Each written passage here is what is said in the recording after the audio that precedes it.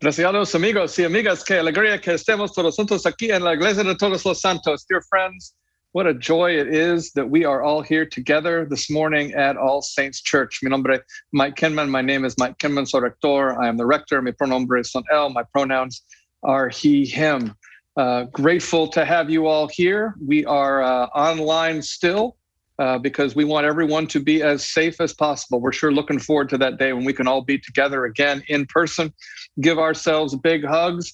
Until that point, we're going to be together in any safe way that we can. We encourage you, as you are able to get vaccinated, please get vaccinated. And if you are having trouble accessing the vaccine when it is your turn up on the queue, please contact us because we've got folks who can help you navigate that system. Stay home as you can. When you go out, wash your hands, put 2 masks on, and love people with your eyes as you look at them. So grateful to be here. The church continues unabated during this time of pandemic. Our Sunday food ministry today gave out 52 lunches from Hope Kitchen, 70 masks. Thanks to Erica, Bob, Jan, and Corazon, who are out here this morning doing that work. Our Monday morning food ministry is active. Our Safe Haven program is active. We are active in so many different ways here at All Saints Church, and deeply grateful for the ways that you in your own life are keeping on and are living out your faith, because that's what we do. And we know that some days it is a struggle. In fact, a lot of days it's a struggle. So please try to remember that you are not alone. If you can think of someone that you haven't seen or heard from in a while, reach out to them, check in, see how they're doing.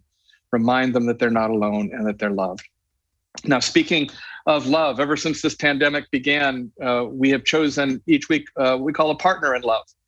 Partner in Love is an organization here in the area that is doing really amazing work that we want to support with our generosity. And our Partner in Love this morning is the Center for Racial Reconciliation at Fellowship Church Monrovia.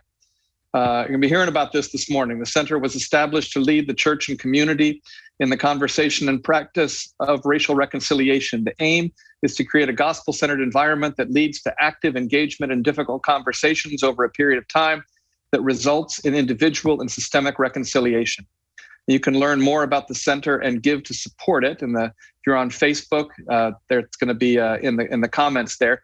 But just go to madeforfellowship.com/Center for Racial Reconciliation. In fact, if you just go to madeforfellowship.com, you'll be able to find it. You'll learn more about it, and then you'll be able to click on the Give button and give to the Restorative Justice Initiative. Before we invite our guest on, want to start us in prayer. So God dwells in you. Oh God, we come this morning, knee bowed and body bent before your throne of grace. We come this morning, God, like empty pitchers before a full fountain, realizing that many who are better by nature than we are by practice have passed into that great beyond, and yet you have allowed us, your humble servants, to plod along just a few days longer here in this howling wilderness. We thank you, God, that we arose this morning and that our bed was not a cooling board and our sheet was not a shroud. We are not gathered here for form or fashion, but we come in our humble way to serve you.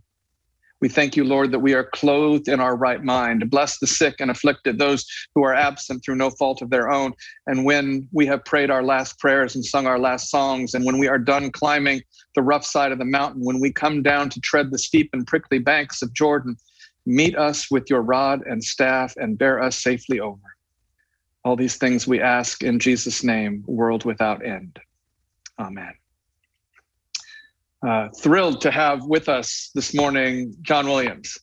John serves as the director of the Fellowship Center for Racial Reconciliation. He's worked as an attorney for more than 20 years. He has mediated and facilitated sessions for individuals and small groups in the areas of alternative dispute and conflict resolution. He's worked for racial reconciliation for almost 30 years and is also an adjunct professor at Azusa Pacific University and Life Pacific College. John, it is great to have you in the forum and here at All Saints Church. Wonderful to see you this morning. How are you doing today? I'm doing well, Pastor Mike. Thank you so much for inviting me. I'm really looking forward to our conversation today. Absolutely. Great. Well, why don't you just kind of tell us a little bit about the history of the Center for Racial Reconciliation, what it is, and how it started? Sure. We started officially back in July 2016. And we had been talking about launching a Center for Racial Reconciliation prior to that for about a year or so. We had done some beta testing on some trainings as well as a civil rights tour. And then in July of 2016, which, if we all remember, was the height of the last election cycle, as well as a number of shootings of unarmed Black and brown folks. And so we launched our center kind of with that backdrop. And in actual fact, the first event that we had what we called a Night of Lament. It was an opportunity for the congregation as well as the community to come together to not necessarily have conversations on that night, but just to kind of acknowledge that the current racial conflict and strife that we are experiencing in our country is one that's worth calling out to God and lament. And so we had a wide variety of folks come and participate. And so we wanted to anchor our center kind of with kind of a reliance on God. And then from there, we began to launch full day workshops that dealt with anti-racism issues from a biblical perspective. What does Scripture have to say in terms of race, racism, and reconciliation and justice? And so that was the launching of it. And as time has gone forward, we've done a wide variety of things to activate and engage our congregation as well as the larger community. And we've always had an eye toward not just our members, but whoever wants to come and participate in that. And in fact, Pastor Mike, one of the things that's interesting is when I was brought on to staff, I started looking around the country for some models of people who were doing either reconciliation work or justice work. And All Saints was actually one of the models that I pulled some things from what y'all were doing back in 2015, 2016. In fact, I had pulled up your racial justice resolution. That was a great guidepost for me in terms of how to frame a ministry that's dedicated to having tough conversations around race, injustice, and racism. And so, we took some of what you guys were already doing. There's no need in rebuilding, the wheel. And so it's just been a great experience, challenging, obviously, but just really a great time of engaging people in these kind of conversations. Well, that's great. Can you actually, because, just sort of a little bit of the history, and some of the folks at All Saints might not know about our racial justice resolution. It was adopted by the vestry of All Saints Church in the final days of Ed Bacon being rector. It was April 12, 2016. It was revised in June of 2018. We're going to put, you can actually just search for racial justice resolution on our website. We're also going to put it in the chat and Facebook on our Facebook page. But it is a commitment that we are still in the process of beginning to live into, to serve as advocates for racial justice in our church, our community, and in the world. We have a racial justice advisory board that advises the vestry and tries to focus the vestry as the leadership body at this work. And this is, part of our own restructuring here at All Saints Church over the last year as we try to restructure ourselves and build that bridge to the future. Is really claiming this work as this is our generation's work in the church, is to do this work of racial justice. So can you talk about what you saw in us and what you saw from other sources that you have tried to incorporate in your mission? Sure. I actually still have the copy right here from when I pulled it down off of your website back then. There were a couple of things that really stood out to me. Your first point, which is educate members to be articulate public advocates for the elimination of racism. So that educational piece was critical. Point number two, provide anti-racism training for newly hired staff within a year of employment. And we do that at Fellowship. We do it not only with staff, but we do it with interns who are going to do either a 6-month or 1-year internship with us. They're required to go through. And then we have life groups, and we have we've asked our life groups to participate within a 12-month cycle. And so point number 2, we actually have tried to implement that and to not just have it as a one-time event. And so for our staff, we try to do something at least once a year where we engage as a staff in connection with issues of race, racism, and racial righteousness.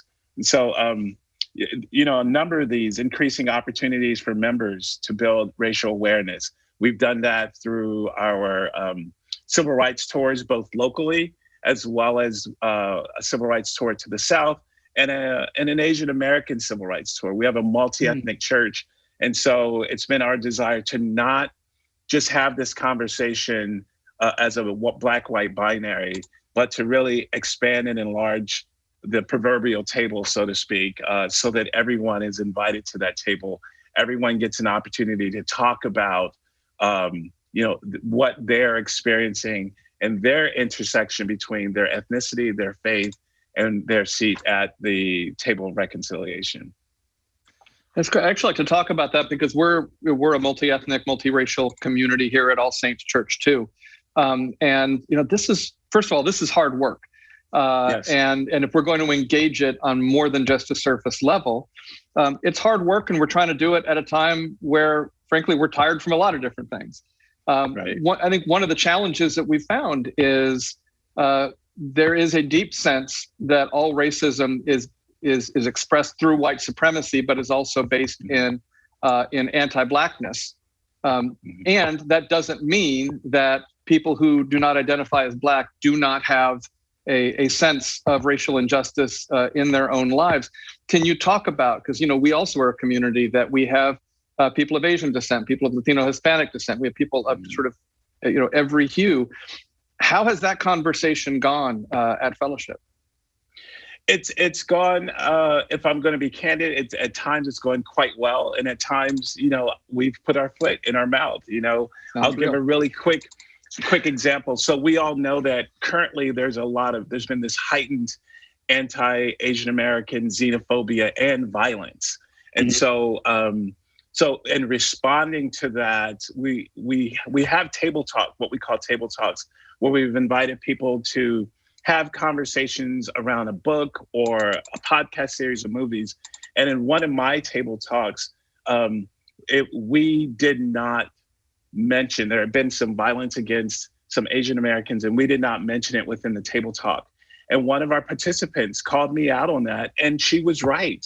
And that's the thing, she was right. I overlooked that. And so then it became an issue of how do we actually model when we make mistakes? And the way that we model when we make mistakes is we own it. That's the first thing. The second thing, we work as hard as possible not to be defensive. We don't play oppression Olympics because everyone's pain is real. And so in that moment, it was, hey, you know what? You're absolutely right. We missed it. We apologize. And the final piece to this, Pastor Mike, is how can I repair this? How do I fix what I've broken? And so often we do the opposite of those things. We become defensive. We do play oppression Olympics, and we don't want to fix it. We just want to cover over, what it is, and let's just move on. And so the tension stays there, the pain stays there, the brokenness stays there, and we don't get that opportunity to actually kind of come into what Dr. King called the beloved community. And so that's just one quick example that just happened a week and a half ago. Yeah, and it just is what you're saying feels so familiar and resonates so deeply with me. Because first of all, what I love about the process that you're talking about is it's full of grace. Right. And I know I recognize in myself, and I certainly know among my white siblings, I have this fear of saying something wrong. And part of it is we genuinely don't want to injure people. But part of it is also, right. We don't, I think that, and I'll just use my I voice, I think a lot for me of my own sense of my goodness and my belovedness by God can get way too tied up in, am I doing the right things? Right. And when my belief in my own belovedness and goodness is tied up and I have to earn it through my actions, then fear can creep into my life in some pretty powerful ways. And if we can start from a foundation of we are all good, we are created in God's image and we're beloved by God, and we're going to hurt each other despite our best efforts. And when we do, what you've described really is the process of reconciliation. It's self-examination, confession, reparation, and amendment of life, and then restoration of relationship. How much of sort of a training of the congregation, just even in that response? Because I know for me, like the defensiveness, it can happen in a second. It just is like, it's there before I know it. And then I might not want to walk back from that because I've already put my, I've already kind of leaned into that. So like, how is that part of the process then for you all? So I think the biggest thing is pause. When you're engaged in that moment, just before you say whatever it is that you're going to say, and whatever, acknowledge the emotion that's in it. There is anger, there is embarrassment. And I know most Americans, we don't like to be embarrassed in public. And so when we become embarrassed in public, that's where that defensiveness comes up. But if we take the posture of, I know I'm going to make mistakes, I know I'm going to get grace, then I don't have to worry about being embarrassed, because the goal isn't saving face. The goal is continuing relationships, and both individual relationships as well as systemic relationships. And so that's the other piece of this, Mike, is that we can't just focus on those individual relationships. They're quite important, obviously, but then we also have to be willing to strategize on how do we change things institutionally within our organization, our ministry, our church, and then just kind of moving forward and moving out from there. I want to give people a chance to enter into this conversation. We have a text number that you can text if you've got any questions or want to participate in the conversation. You can text 910-839-8272. That's 910-TEXT-ASC. 910-TEXT-ASC, 910-839-8272. And so I'll get the texts right here on my phone, and we can just keep the conversation going. So there's a big difference in a community between talking about doing something like this and actually doing it. I mean, committing the financial resources, saying we're going to talk about it, saying when you come to church, this is what you're going to hear about. What's that been like in the congregation? Has there been pushback? How have you worked through that? Yeah, there's always going to be pushback because of how we're socialized in our country. I mean, when we're talking about race, many times we're socialized to not have those conversations public. We can have them privately. And so there definitely has been moments when either I or our executive team or our lead pastors or teaching pastors have received emails from folks who are pushing back on, hey, we're talking about this too much, or I didn't like the way someone said this thing or that thing.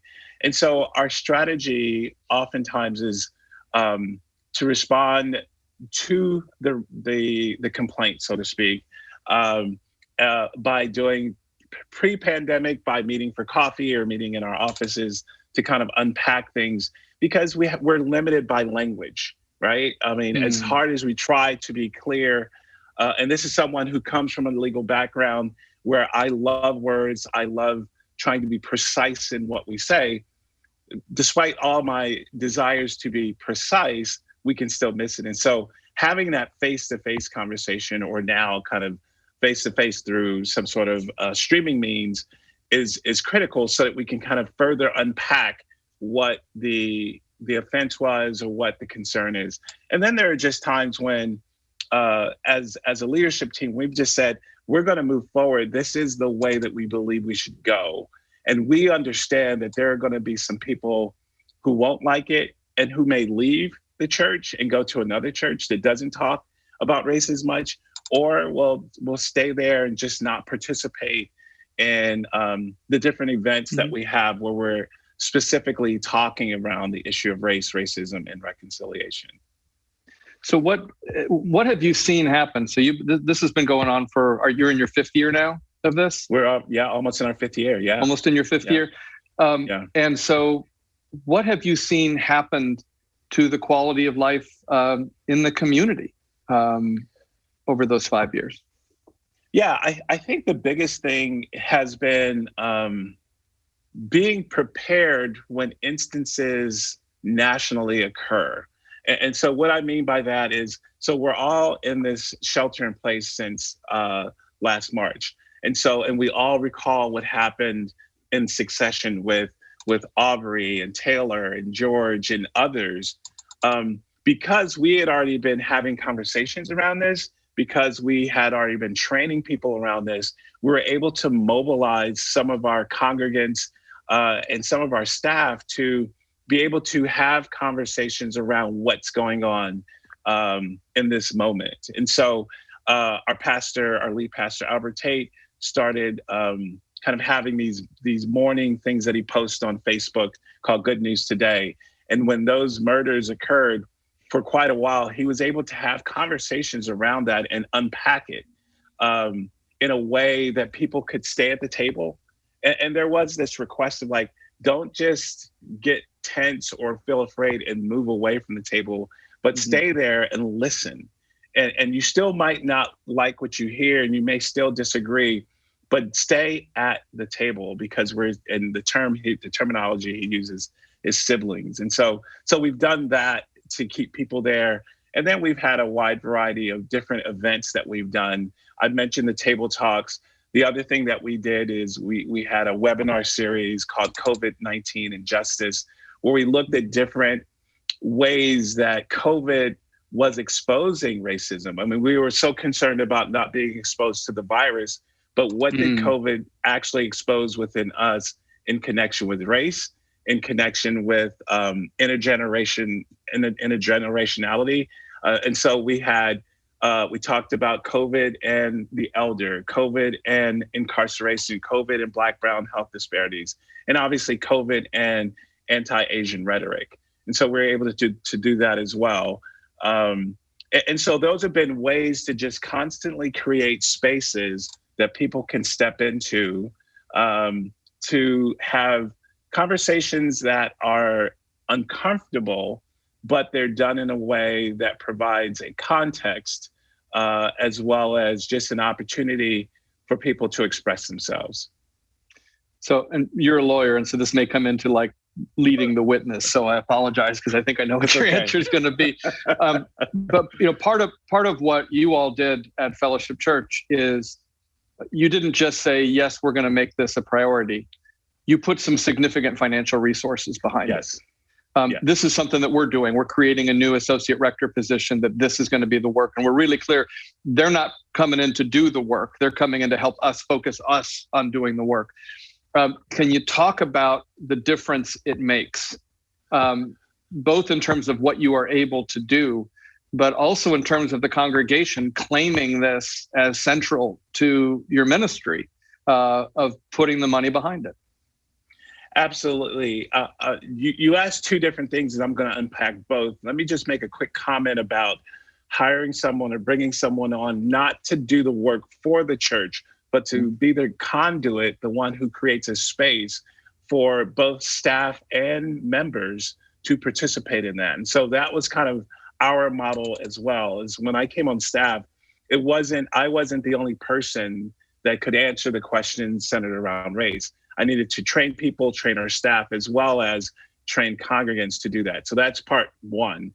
Part two, in terms of funding, absolutely. So they brought me on initially part-time, and then because of all the work that was necessary, I came on as full-time. And then after a few years later, we brought on another part-time person who helps to coordinate everything. And then with everything happening around what's happened in our country recently, back in June, we brought we changed a staff person's position to come on part-time. So we have one full-time person, two part-time people. So that's a big piece of budgets, because that's, salaries and hourly wages. But in addition to that, putting more money behind what we need to do to execute our events and to create all these different spaces with it. So I have an annual budget that congregants may not like this. It keeps going up every year,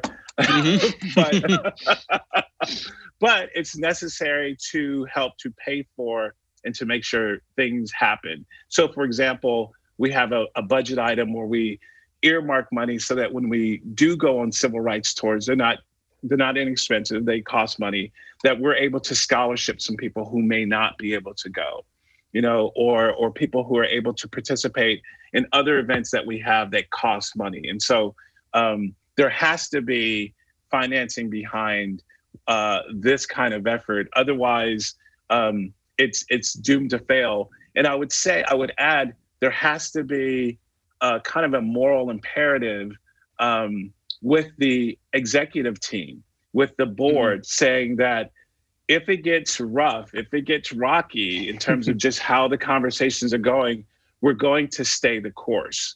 And we're not just going to say, okay, this failed, because you have to keep doing things. This is a practice. This is a spiritual discipline. This is not just, hey, this is a sociological experiment that we're going to do. This is actually part of our discipleship.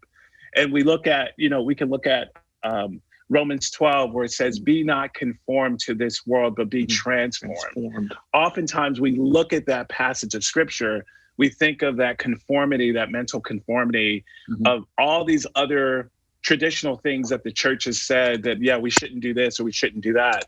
But that conformity also applies to how to not being conformed around how the conversation around race has been done throughout the history of our country. I mean, just think about it. If the Christians hadn't been conformed to the world during slavery, there would have been a stronger resistance to slavery. If Christians had not been conformed to the idea of Jim Crow or Jane Crow, then there would have been a stronger resistance, and it wouldn't have just been those who are oppressed and negatively impacted by those things.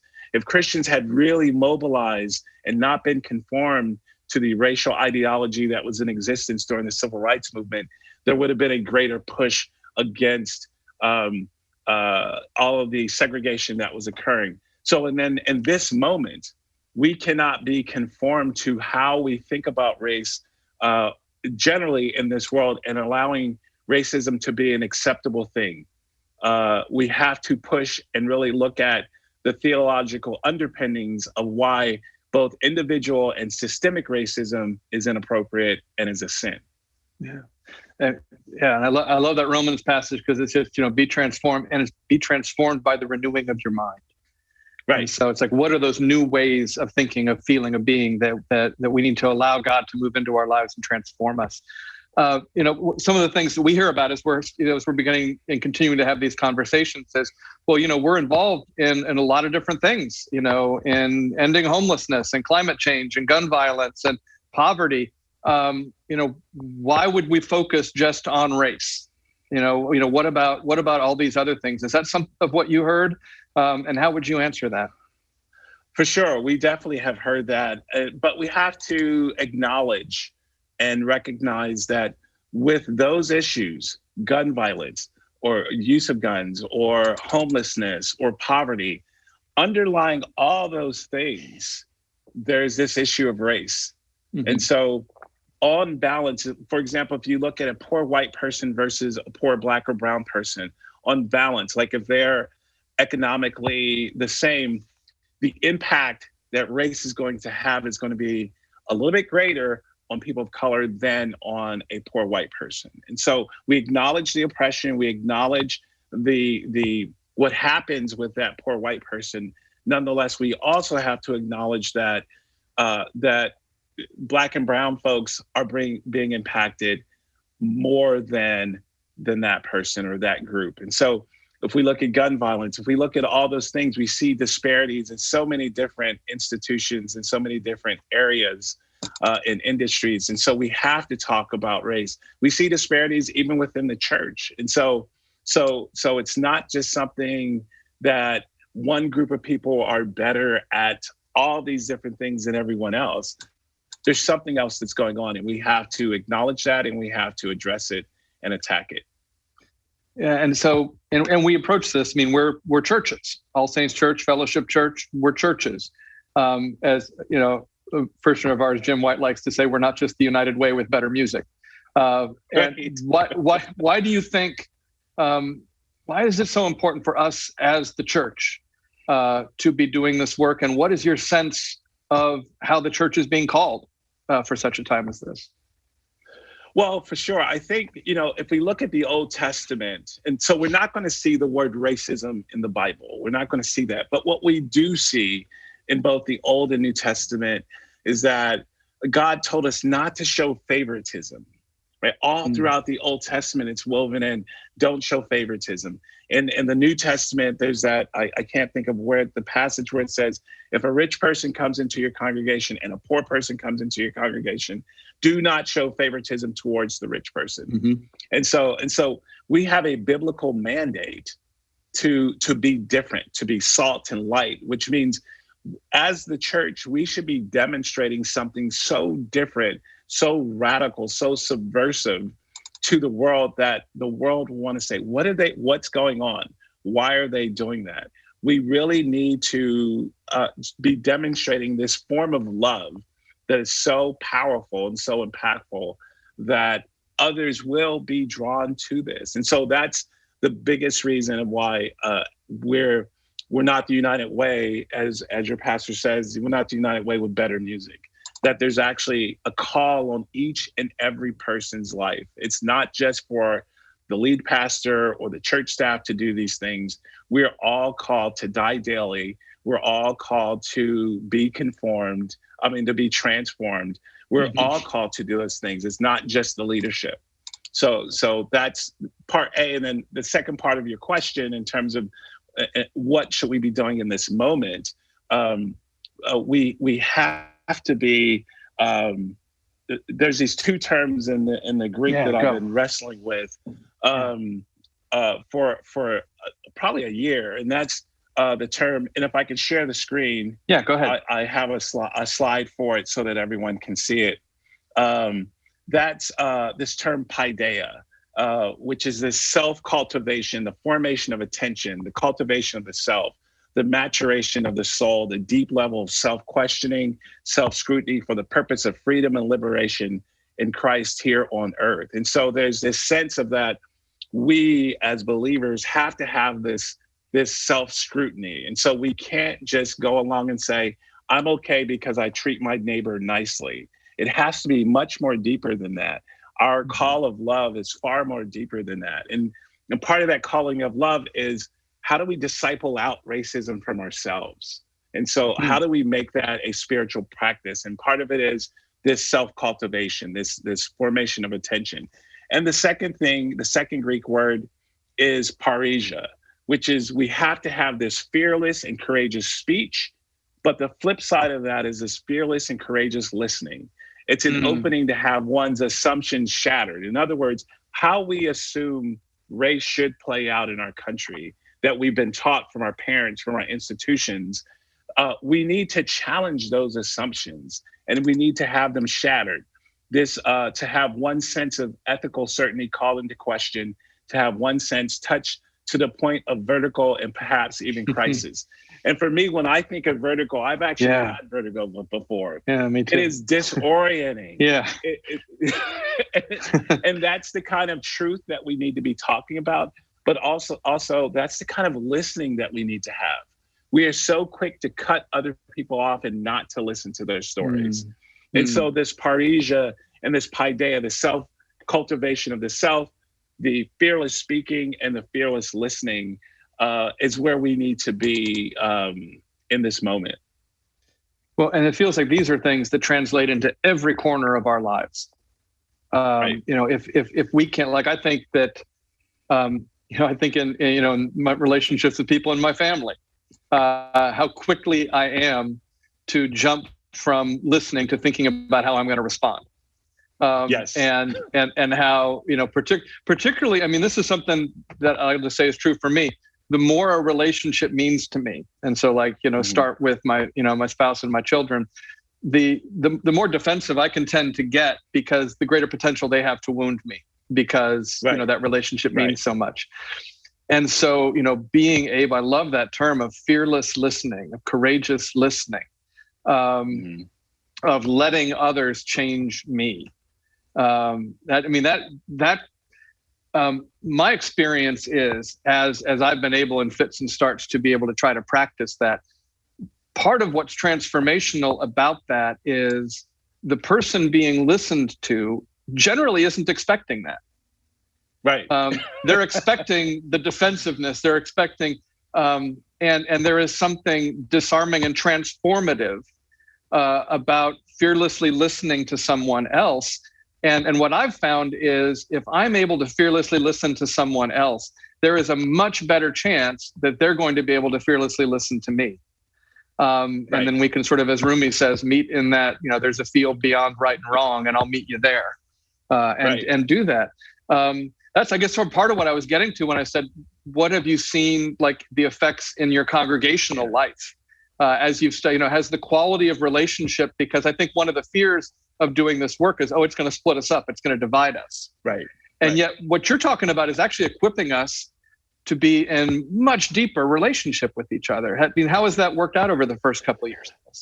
For sure, it definitely has worked out. So, for example, when those instances happen of Taylor, Aubrey, and George, we received so many emails or private messages that said, "I'm so glad we've been in this conversation because I can sit in it a little bit longer.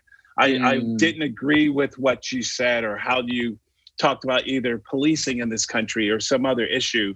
So there's been, I think the biggest result that we've had is people sitting down a little bit longer, because there is this sense of like, okay, well, I'm going to go to this training, I'm going to read this book, check it off, and then I don't have to think about it anymore. It has to be a part of your normal practice, your spiritual disciplines of not showing favoritism, to really frame it up in biblical language of not showing favoritism. Or as Jesus said in John 6, where he was talking about his identity. He was telling his disciples, and he was telling those who are listening to him his identity. He was saying, "I am the bread of life." He said it 3 times. And then you get down to verse 60 of chapter 6, where Jesus perceiving in their hearts, and they were saying, "This is a hard saying, who can hear this?" And Jesus didn't relent at that point. He continued to talk about who he is. And then it goes on to say that there were some who left. Jesus still didn't relent. He turned to his disciples and said, "Are you going to go also?" So what's happened within our congregation, there have been some people who've left, for sure. But there definitely have been some people who I hadn't looked at it like that before. I hadn't thought about that perspective. And I'm willing to stay here, and I'm willing to kind of stay in this place so that I can continue to be transformed.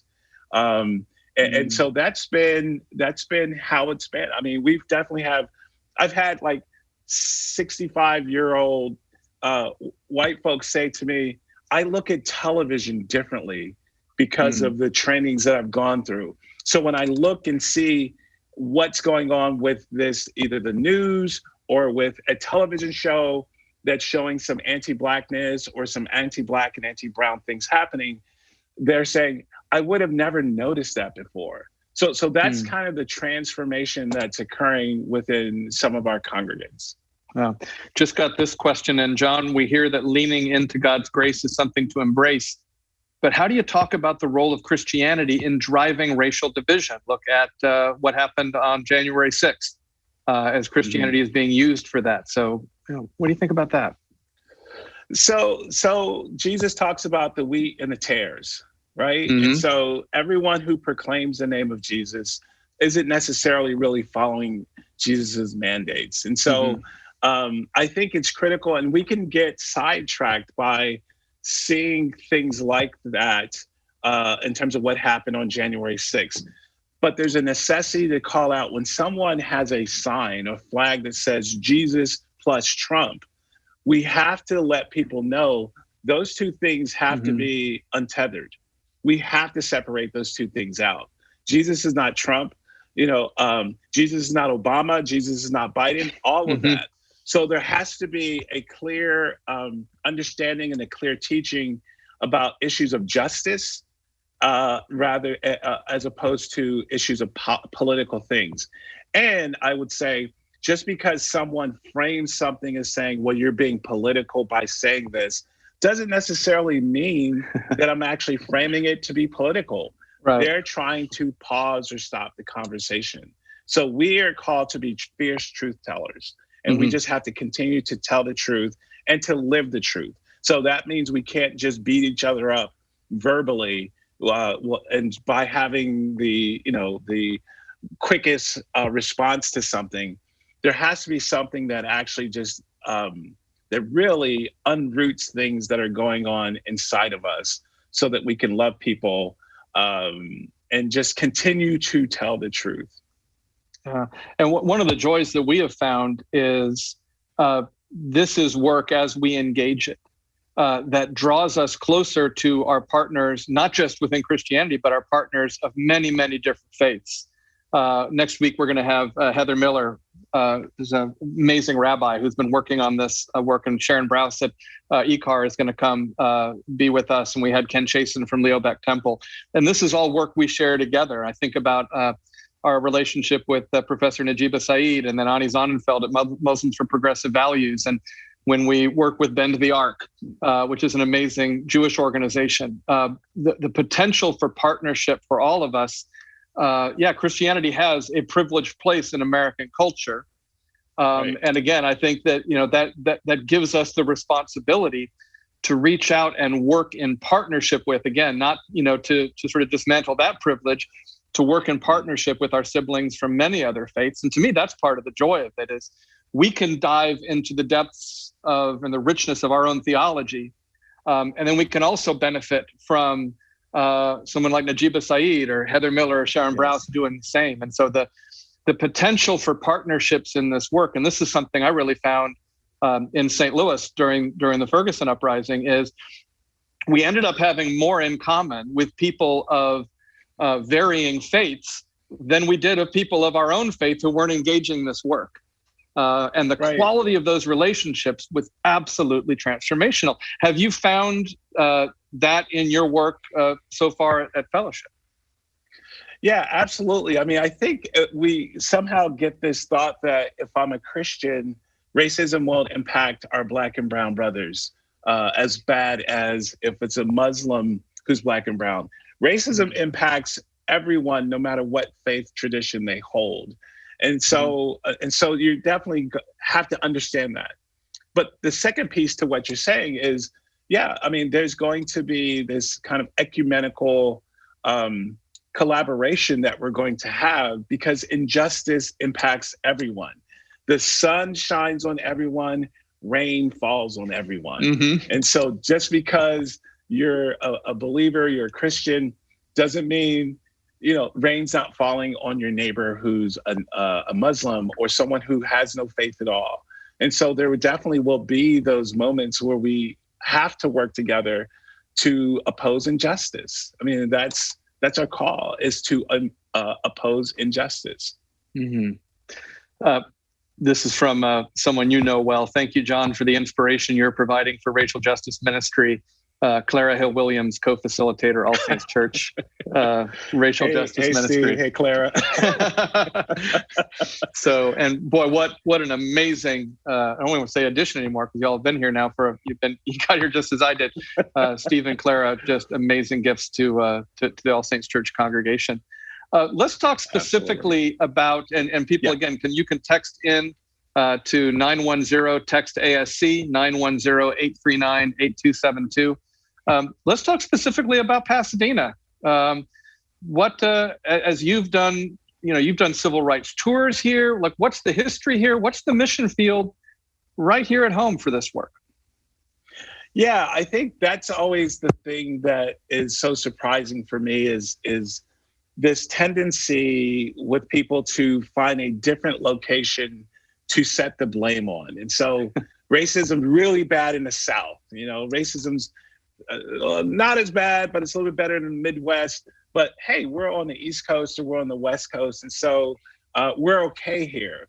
But if any city, any town, any township in this country has been impacted by racial injustice. And so it's critical for us as believers who are called to share the gospel and make disciples to understand the racial dynamics right where we are, right where our congregation is. And so for us, that's Pasadena. And so looking at the racial history of Pasadena, understanding that at one point in time, some parts of Pasadena were sundown towns where Black and brown folks could not go. We're understanding that there was redlining in the city of Pasadena that wasn't only practiced kind of at the legal level, but was practiced at the individual and communal level, where you had organizations whose sole purpose was to go door to door in all white neighborhoods and get those white residents to make a modification to their deed to make sure that there's a racial restrictive covenant. And so that's part of our history. Or if we talk about the pool, the Rose Bowl Aquatic Center, how Black and brown folks could only go one day during the week. And oh, by the way, that one day was the day that Black and brown folks typically had to work. And so it made it even more difficult for those folks to enjoy some of the things that were supposed to be for the community, but wasn't. We could talk about the educational system, how Pasadena Unified School District was the first non-Southern school district that had to be federally mandated to desegregate its school system. And so it's critical for us to understand the racial history of our own city, because that racial history still has vestiges. It still impacts people today. If you look at the 1939, for example, if you look at the 1939 redlining map and superimpose a map that you can look at in terms of the breakdown racially of the city of Pasadena, most Black and brown folks are still congregated, still reside in some of those same places. And so it's important for us to understand the racial dynamics. And so how we've responded to that is we have a full day of a what we call a civil rights excursion. And we look at not just the history of, again, Black and white.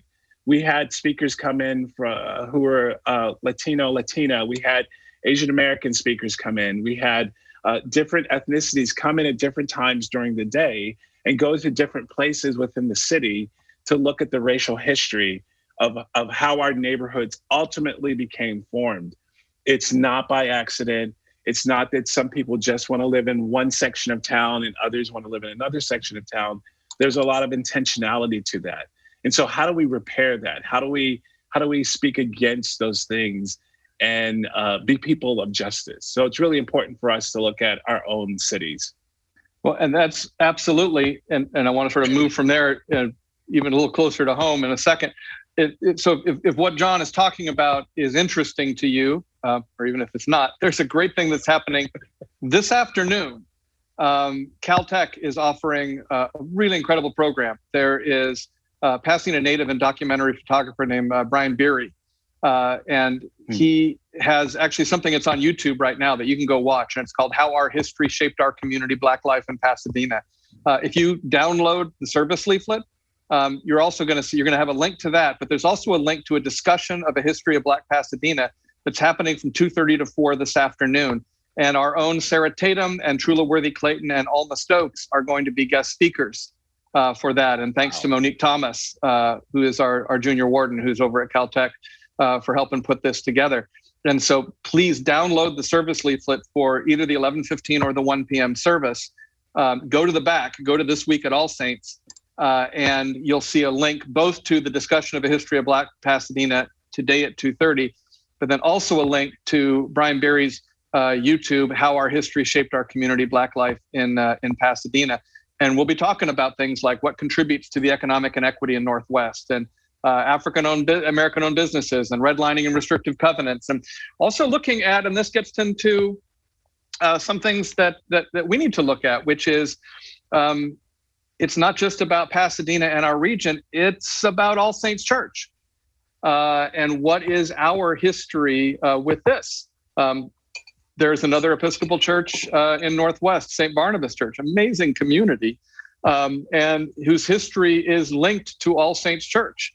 And the story, as I have understood it, is that this is a place where that the Black domestic help of white parishioners at All Saints who were not allowed to visit to worship at All Saints, went to St. Barnabas. There's some work there of like, well, what's the story we tell ourselves? What's the story St. Barnabas tells itself about that? So we're going to talk about that today at 2:30. But then also something that we're starting to look at here is, okay, so what does this mean here? Then sort of quoting over and over again, a friend of ours, Bishop Jennifer Baskerville Burroughs, who talks about you have to tell the whole story so that then you can write a new story. And so, we're realizing we have to look at things like, let's look at the history of the land that we're on. And who used to be on this land and how did we come to be on this land? And then when you walk into All Saints Church and you look around and it's a beautiful, beautiful space and all the iconography on the windows is white. Well, how did that come to be? And then, well, what are we going to do about that? Has that also been a part of the work that you all have been doing at Fellowship? It's looking at your own churches, saying, well, what is our history? What is the history of Black life at Fellowship? Yeah, for sure. I mean, we've only been in existence for 9 years. Oh, wow. Okay. I didn't know that was that. Wow, you're doing this. You're doing great work right off the bat. That's awesome. And but we still have to critically assess what's the comfortability of different congregants, and so for us, it's making sure, I think the biggest thing, because I'm African-American, is the biggest thing I have to be concerned about and have to make sure I don't fall into is making this just a Black-white conversation. Mm-hmm. I mean, and it's very easy for me. My undergrad degree is in African-American studies. And so, I swim in this. But one of the best things that I've experienced over the last 5 years has been learning the history of other folks in our congregation. Mm-hmm. And so, for example, in April, we're going to be having a webinar on looking at the Armenian genocide and how that impacts our Armenian congregants. Wow. And it's really cool to listen to them and just get, impassioned and talk about, how they've been oppressed. And it's like, and for me, it's like, wow, this is interesting. And what are the through lines? What are the kind of the elements of oppression of what's similar there to what's similar with the African-American experience or the Latinx experience or the Asian experience? And so, again, it's always making that table expansive as well as always making the conversation local.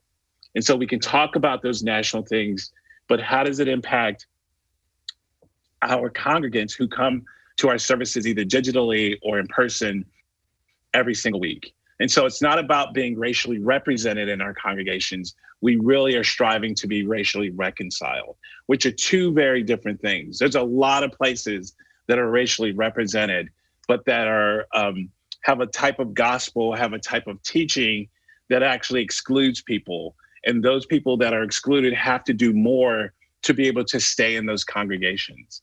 And so for us at Fellowship, for example, I had another Asian American, one of our congregants just tell me earlier this week, we used to have 2 pastors on staff who were of Asian descent, and we don't have them. That impacts me. And he was talking about, I didn't think it mattered, but then once they left staff, that impacted me. And so for us, we're always trying to be mindful of like, who's on stage, who gets quote unquote airtime, and the importance of it being a very diverse group of folks, not tokenized. We don't want to put somebody up there just to have their face, but we really want them to come and to bring their full selves and a full expression of themselves in the way that they lead, in the way that they preach, in the way that they interact with folks. Yeah, there's, I have this conversation regularly with colleagues, and one of the things that we've learned through experience at All Saints Church is it is so important to be able to see yourself standing at the Eucharistic table, standing in the pulpit. And this is why we have children up at the table. And it's why it's important. People say, I've had colleagues of mine, wonderful people, say, oh, don't worry so much about the optics. You just got to make sure, you hire the best people for the job. And of course you can unpack that phrase. Yes, you can. and it's like, okay, optics are actually really important, and that's not a PC thing. It's that wherever I go, I'm able to see people who are like me doing just about everything. And that has shaped my ability to believe that I can do just about everything. That's part of being a cisgender straight white male in America. And so if we're going to embody beloved community, well, then when you look at us, when you look at our windows, when you look at our leadership, we have to do that. Had another text in, a couple of them. Oh, shoot. I have the free version of this, so the ads keep popping up. You spoke a bit about people tiring of the focus on racism. What have you learned about sustaining the focus on racism? Mm-hmm. Yeah, we the center has this saying that we're not going to be moved by the newspaper and what's being put on the nightly news. And so a part of sustaining it is being creative in how we have these conversations. We don't need to have intense, fierce conversations every single time. What are some ways that we can celebrate one's diversity and do it in a way that's educational, as well as something that, hey, that was fun, or that was something that was engaging. So for example, our Asian American Civil Rights Tour, as an African American man going on that and leading that trip, it was so fun and engaging, not only learning about the different Asian ethnicities, because we covered a number of them, but also just being around folks during the downtime when we're not talking about race, when we're just talking about relating to one another as human beings. And so a part of that sustaining is creating spaces where the diversity is there and allowing for the diversity to spill out. So it's not just we're going to be diverse, but we're going to do everything from a Black tradition. We're going to create a space and someone else will bring their tradition within that space. Yeah, that sounds exciting and life-giving. Right. Yeah, that's amazing. So we're coming up at the top of the hour. Can you stay with us about 5 or 6 more minutes? Yes, for sure. Yeah. Great. We'll go to about 11:05, and at 11 o'clock, if anyone wants to jump over to Kelly Aaron O'Phelan Children's Chapel, or Jason Luckett is doing the meditative chapel. Those links are on the live stream page at the All Saints website, and so I believe those rooms are probably open right now if you want to jump over there. Or we'll be here for 6 or 7 more minutes.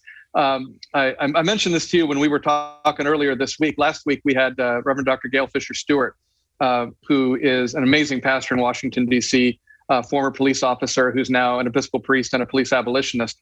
And one of the things that she said there can be no racial reconciliation in America because reconciliation assumes that there was once whole relationship. That has never been the case in America between whiteness and people of any other hue. What we need is racial conciliation, bringing together that which has never been whole. And I've been chewing on that one all week. And just I'm wondering, as a director of a Center for Racial Reconciliation, what do you think about it? Yeah, so I've heard that argument before. In fact, Mark Charles is going to be speaking to a group of some of our folks later this afternoon, and he is a big proponent of racial conciliation, and with the same argument. So for me, I agree with the premise. For me though, I still use reconciliation because reconciliation is in Scripture, and so I'm not going to get into parsing for that, but there is. She is right, and Mark Charles is right in saying that we've never been together, and so we can't really talk about reconciliation because we've never been reconciled. And so there's, for me, the work then is dismantling racism and reimagining a world and a space where we do get along, where there is that real beloved community that Dr. King talked about. And so there's the tearing down and the building. And the building piece is a big part of that is just using our imaginations. What would it look like if we didn't have issues of race? What would it look like if we didn't, and that doesn't mean if we didn't have race, but if we didn't have issues around advantaging one group of folks and disadvantaging another group of folks. And so I love that idea, and they're spot on. But for me, I still hold on to reconciliation, but I have started to lean toward racial righteousness. And so if there's an issue with reconciliation, I think we still can stay in that lane by talking about what does racial righteousness look like. And within the Greek and the Hebrew of that, when we talk about righteousness, we're talking about justice. We're talking about wholeness. We're talking about bringing about justice and wholeness to people, and not just being right about something, but really creating relational wholeness and justice. So yeah, I love that term. One of the things that has been my experience both in St. Louis and here is some of the most transformational leadership right now doing this work in Black and Brown communities is young, is female, non-binary, is queer, and is not in our churches, is out there, and frankly has no desire to come into our churches. And I look at there and it's like, wow, that's church happening out there. And what are the opportunities, the challenges? Have you been able to connect with some of these really brilliant activists in our community doing this work? Well, definitely attempting to connect with them. But I know in terms of what my lane is more educational. And you bring up something that's really important, Pastor Mike, and that is we can't have a robust reimagining if we don't bring in some of these other intersections. And so one of the things that I've been challenged with over the last 6 months is when we start to roll out our trainings again, it's to really talk about that intersection of race and gender. Because how a Black woman is oppressed is different than how I'm oppressed. And again, not falling into oppression Olympics, but until all of us are brought in, our reconciliation, conciliation, righteousness is going to be limited, and we're not going to be able to experience the full expression of what God is offering us. Yeah, well, and it's like, yeah, even within the transgender community, the statistics of murder and abuse of Black transgender women is, I mean, it's exponential. It's exponentially greater, and so that's a terrible example, but an important example of that intersection. One more, and we gotta wrap up. Do you have tours planned post-pandemic? If so, where? Might the Smithsonian African American Museum in DC be on your list? That's Pat Coulter. Also, could we partner on some of this stuff? Yes. So, okay. So, absolutely, I am chomping at the bit post-pandemic. Like, I can't wait to bring back our Southern Civil Rights Tour, our Asian American Civil Rights Tour. We were actually planning pre-pandemic, looking at the Latinx community and trying to form a trip there, as well as Indigenous folks going to Oklahoma and Montana. So we're thinking through bringing those back. Current pandemic, I will say that I and a few others, and this is more off the book, so to speak, are planning to go to Minneapolis for the commemoration of George Floyd, as well as to go to Tulsa for the 100-year commemoration of the Tulsa Massacre. And so those are some things that I'm going to be there. And if you want to join me, you can join me. Well, now you know Janelle Austin, right? She's the one who invited me to come. Okay, that's right. Yeah, because like I'll go wherever you and Janelle are going to be there. I'll be there. Now, so a couple of things. I want to hook you up with Jenny Tisi, who is our Children and Youth Choir Director, because we did a civil rights choir tour with our young people several years ago. Started in Birmingham, Montgomery, Selma, New Orleans, Memphis, and ended up in Ferguson. And it was really phenomenal. And then also. Do you know Lisa Sharon Harper and Freedom Road? I bet you know all these folks. Yes. So the great thing is there's wonderful, wonderful partners to work with in all this. Right. Well, John, I'm so deeply appreciative. First of all, just you coming and spending some time here with us. I'm deeply grateful that you took our racial justice resolution and really have sort of shown us this is what you can do with it in a way that needs to, and it really has been inspiring for me.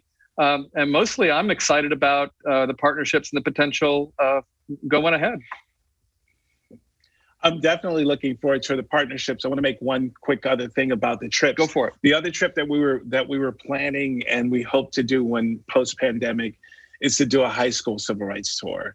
And so, and then one of the things that we do with all of our trips is we have a reflection guide. So we kind of try to not just go to those places, but we're also trying to teach people how to think about those places to make the purpose of the trip is not just to see the history. The purpose of the trip is to hopefully instruct and inform us on what we need to be doing today and the injustices that need to be fought today. So taking high school kids, taking different groups of folks on these trips. I definitely am looking forward to partnering with All Saints on some of these trips. And I'm offering those things to other churches as well. So yes, I'm looking forward to post-pandemic for sure. Fantastic. Well, thank you so much for your time. We got to wrap it up here. I got to get ready to head into the church. Blessings to you, and let's just keep the conversation going, and we'll hold each other in prayer as we do this work.